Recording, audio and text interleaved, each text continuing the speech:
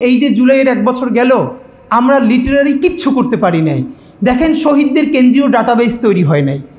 প্রবাসীরা এখনও প্রচুর ফোন দিয়ে বলে যে অনেকেই চান একটা শহীদ পরিবারকে কন্ট্রিবিউট করবে। আমাদের উচিত ছিল ডেটাবেসে ঢুকেই যত শহীদ আছে সেই শহীদ পরিবারের এখন কি অবস্থা, কোন পরিবারকে কতটুকু পুনর্বাসন করা হয়েছে, সারা পৃথিবী যেন মানুষ দেখতে পায়। ওইটা দেখেই যেন কেউ সুযোগ হেল্প করার সুযোগটা পায় না, আমরা সেটা করতে পারি না। জাতিসংঘ বলেছে 1400-র বেশি শহীদ। আমাদের জুলাইয়ের ঘোষণাপত্রে আমাদের প্রধান উপদেষ্টা বললেন প্রায় 1000। আমার কথা হলো সংখ্যা ইম্পর্টেন্ট না, কিন্তু এই যে কন্ট্রাডিকশন হচ্ছে, এই কন্ট্রাডিকশনে তো কয়েকদিন পরে 30 লাখ আর 2000-এর মতো একটা অবস্থা তৈরি করা হবে। আমাদের জুলাই নিয়ে তো আমরা এটা হইতে দিব না। ফাঁকে বলে রাখি, সংখ্যাটা আমাদের কাছে কোনো গুরুত্বপূর্ণ ব্যাপারই না। মহান মুক্তিযুদ্ধে যদি 100 মানুষের শহীদ হইতো, কিন্তু এটা মুক্তিযুদ্ধই, কারণ এইটা দিয়ে আমরা একটা স্বাধীন জমিন পাইছি। এই জুলাইয়ে কি হয়েছে, কতজন মানুষ মারা গেছে, তার থেকে ইম্পর্টেন্ট হইল এই জুলাই আমাদেরকে নতুন আজাদি আইনা দিচ্ছে, আমাদেরকে কথা বলার সুযোগ করে দিচ্ছে। সুতরাং আমি যেটা বলতে চাই, মহান মুক্তিযুদ্ধের ক্ষেত্রে সরকার এটা চাইলে করতে পারে। প্রত্যেকটা রাজনৈতিক সরকার এসে প্রতি বছর মুক্তিযোদ্ধা বাড়াইছে। হাসিনা আইসা 5 বছর যার বয়স মুক্তিযুদ্ধের সময়, তারাও বানাইছে। যে ইংল্যান্ডে ছিল, আমেরিকায় ছিল, দিল্লিতে হোটেলে ঘুরছে, তারপরে দেশে ঢুকছে, তারাও সবাই এসে মুক্তিযোদ্ধা হয়েছে। সেইটা যদি হয় তাহলে 7.5 কোটি মানুষ যারা বাংলাদেশে বসে কষ্ট করছে, তারা তো সবাই মুক্তিযোদ্ধা। অথচ মুক্তিযোদ্ধা তো তারাই যারা সরাসরি অস্ত্র হাতে জীবন দিছে, যুদ্ধ করছে। তো সেটা কত লক্ষ। তা আমরা একটা এখনও দেখেন 200 বছর 300 বছর হয়ে যায় নাই, 55 বছরের মতো হয়েছে। প্রয়োজনে এই সরকার জাতিসংঘের সাপোর্ট নিয়ে, ইন্টারন্যাশনাল যত কমিউনিটি আছে সবার সাপোর্ট নিক। যে মুক্তিযুদ্ধে শহীদ হয়েছে তার তো নিশ্চয়ই 2nd বা 3rd জেনারেশনে কেউ বেঁচে আছে। ওই গ্রামে তো আদমশুমারি হয়েছে, অ্যাটলিস্ট 100 পৌঁছানো না গেলেও 18-20 তো সম্ভব। এইটার একটা ইন্টারন্যাশনাল সার্ভে করার মধ্য দিয়ে আমরা আপনাদের মাধ্যমে দাবি জানাতে চাই যে এই মুক্তিযোদ্ধার শহীদ সংখ্যা নিয়ে যে এই রাজনীতিটা সবাই করে, আল্লাহর ওয়াস্তে এটা বন্ধ করা দরকার। আর দ্বিতীয়ত হলো জুলাইয়ের শহীদ সংখ্যা। এখন পর্যন্ত রায়েরবাগ যে বধ্যভূমি, রায়ের বাজার, সেখানে এখনও 1 থেকে 1.5 শতাধিক লাশ তোলা হয় নাই, গণকবরের মধ্যে পড়ে আছে। আমরা অসংখ্যবার গেছি, বলেছি অ্যাটলিস্ট ডিএনএ টেস্ট করে আপনারা জাতিকে জানাই রেখেন যে কেউ যদি এসে ডিএনএ স্যাম্পলিং করে। না, ডিএনএ টেস্টও করা হচ্ছে না, স্যাম্পলিংও করা হচ্ছে না, জাতীয়ভাবে উদ্যোগ নেওয়া হচ্ছে না। সরকার এখন পর্যন্ত জাতীয় শহীদদের তো আর্কাইভই করতে পারে নাই। তা আসলে আমরা কিছু করতে পারি নাই জাতিগতভাবে। এখন দেখেন, দায়টা আমাদের এই জন্য যে এই সরকারের অনেক উপদেষ্টা বিদেশ চলে যাবেন, হয়তো পরবর্তী সরকারের কেউ মন্ত্রী এমপিও হবেন, কিন্তু এই সরকারের কয়েকজন উপদেষ্টা জীবন দিছে বা তার সন্তান শহীদ হয়েছে বা একজন আহত হয়েছে, হয় নাই তো? শহীদ হয়েছে আপনার ভাই, আমার ভাই, আহত হয়েছে আমাদের পরিবার, আমাদের বন্ধু বান্ধব। সুতরাং তাদের এই রক্তের ঋণ মিটানোর দায় আমাদেরকেই নিতে হবে। এটা আসলে সরকারও করে দিবে না, কেউ করে দিবে না। মুক্তিযুদ্ধের পরে শুধু ব্যক্তিগত উদ্যোগে অনেকগুলো লিবারেশন ওয়ারের মিউজিয়াম হয়েছিল, মানুষ সংগ্রহ করে করে করে করে তাদের জিনিসপত্র সংগ্রহ করছে। জুলাইয়ের পরে সেই কালেকটিভ উদ্যোগ আমরা দেখি নাই। সুতরাং আপনাদের প্রতি আমাদের শুধু একটাই অনুরোধ, বুটেক্স আজকে যেটা করলো, এই প্রোফাইলিংটা করলো, এইটা আরও বড় ভলিউমে করে আসুক, তার প্রথমত।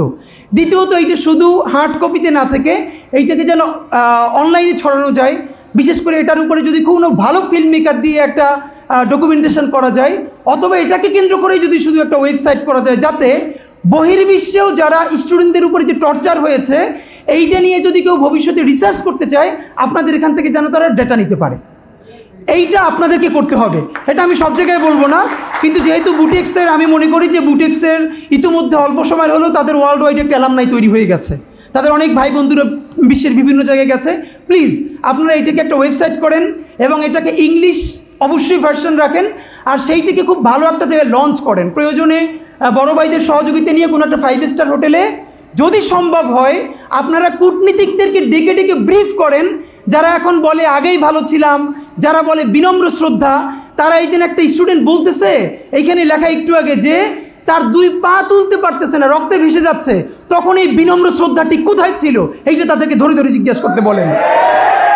এবং আওয়ামী লীগগুলো ততক্ষণ ভালো যতক্ষণ পর্যন্ত সুবিধাজনক অবস্থানে থাকে। প্রমাণ এটা বলে শেষ করি, এই যে দেখেন, আমি অবাক হই, আওয়ামী লীগ তো এতদিন একটা ভাব নিছে কি, গিলে করা পাঞ্জাবি পরবে, একটা পাশে চটি ব্যাগ থাকবে, সিথি করে চুল আঁচড়াবে, হ্যাঁ, এরপরে একটু একটু রবীন্দ্রনাথ করবে, শান্তিনিকেতনী ভাষায় বলবে, অশুদ্ধ অশ্লীল একদমই বলা যাবে না।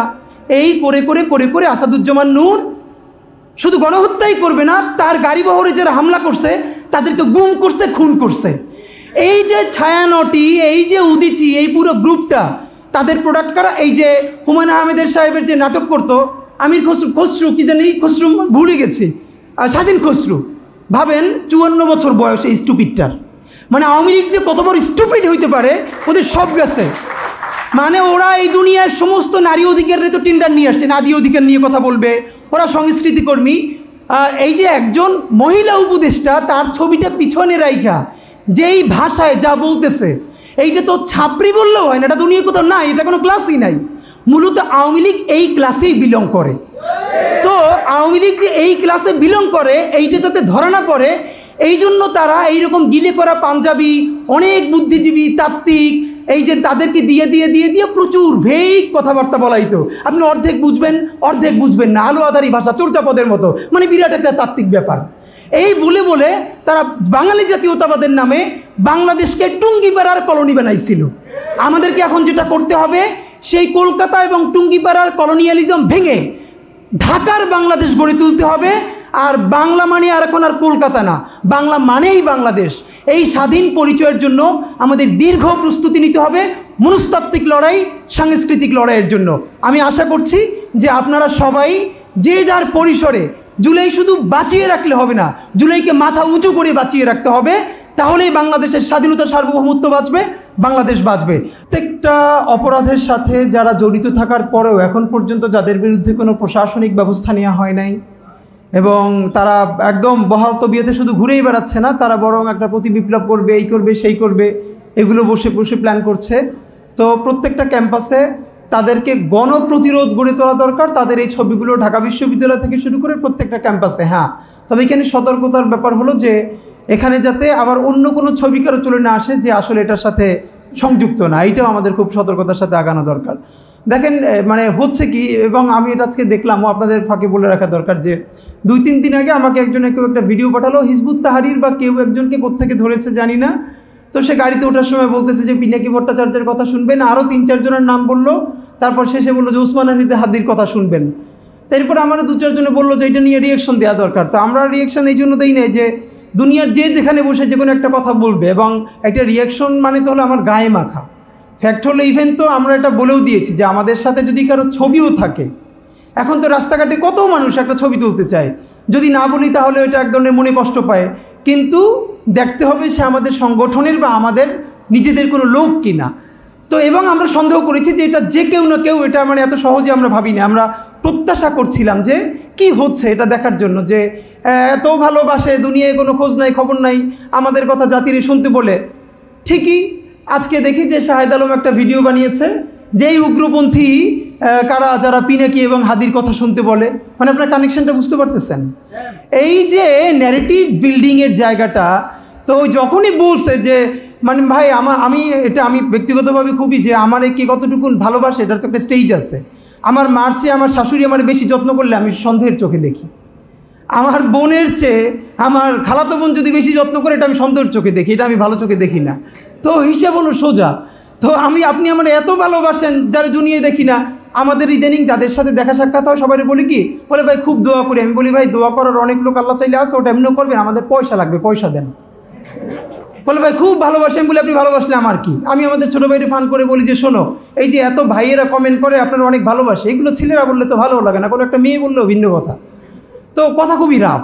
ব্যাপার হলো আপনি আমারে ভালোবাসলে প্রথমত দোয়া করবেন আমাদের জন্য, দ্বিতীয়ত হলো আমরা যে বৃহত্তর লড়াই করতেছি এইটা চালাইতে পয়সাপাতি দরকার। স্বচ্ছতার সাথে আপনি সেই কাজটা কীভাবে আগায় সেইটা করবেন, এর বাইরে আর কোনো কথা নাই। বুটেক্সের ক্ষেত্রে আমাদের আমি ভাবি নাই যে আসলে এখন পর্যন্ত বুটেক্সের অত বড় করে ক্যাম্পাসও হয় নাই, এর মধ্যেও যে এতগুলো নিপীড়ন চলেছে।